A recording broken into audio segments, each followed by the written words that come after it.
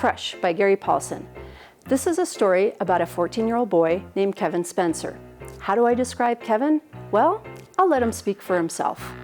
I'm the most romantic guy you'll ever meet. Potentially, that is. I'm only 14, but I've known for as long as I can remember that love makes the world go round. Love is all there is. Love is all you need. They're universal rules, cosmic inevitabilities.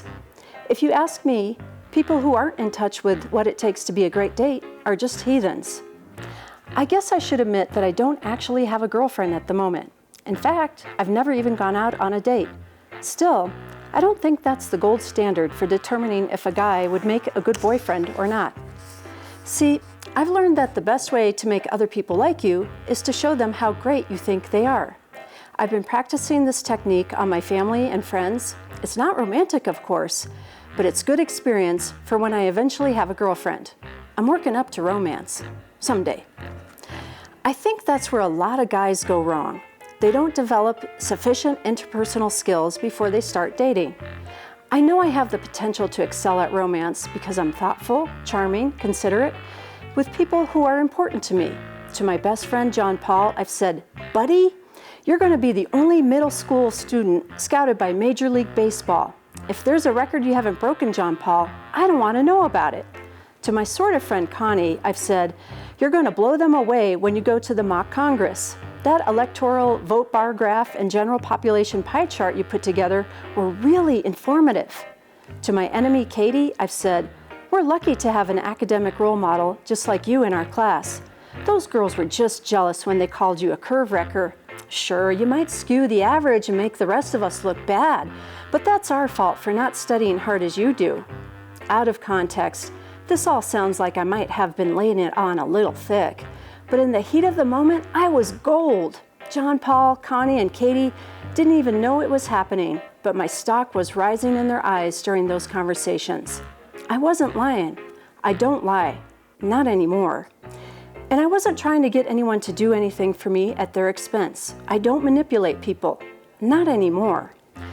But there's nothing wrong with making folks like you by telling them what you know will make them feel better about themselves. Although I lack what you could call practical experience, I appreciate girls. Or more precisely, one girl, Tina, Katrina Maria Zabinski, who I've known all of my life, but only noticed recently. The ideal girlfriend. Tina's the most beautiful girl I've ever seen. Everything about her, hair, face, clothes, looks like an entire glam squad just got done working on her. Her laugh sounds like bells or angels or something so wonderful words haven't been invented yet to describe it. She's got a lot of friends and she actually seems to like them, and they like her, unlike some of the kids in this school who pick friends based on popularity, even if they don't particularly get along. I'm also the perfect potential boyfriend, a combination of all that I believe girls look for in future dates. I'm understanding and sensitive, and not to the point of looking like I'm close to writing poetry and talking about my feelings. While I'm not a prize athlete like my best buddy John Paul, I don't let down my team on the field on the court.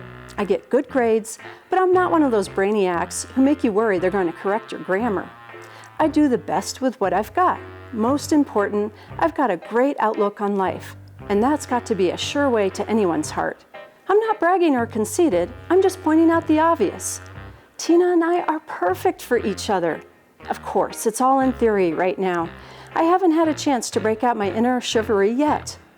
Because the one thing I lack is the experience to know how to let Tina know that I think about her all the time, and I'd like to stand close enough to her to smell her hair, and I'd like to open doors for her and stand between her and the traffic on the sidewalks and share private jokes that only she and I get.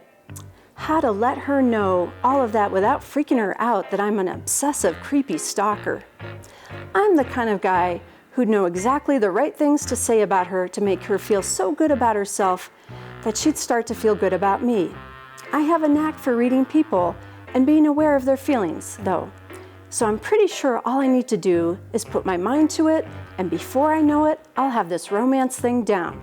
I used to think like that before my life went all cattywampus on me. Crush by Gary Paulsen.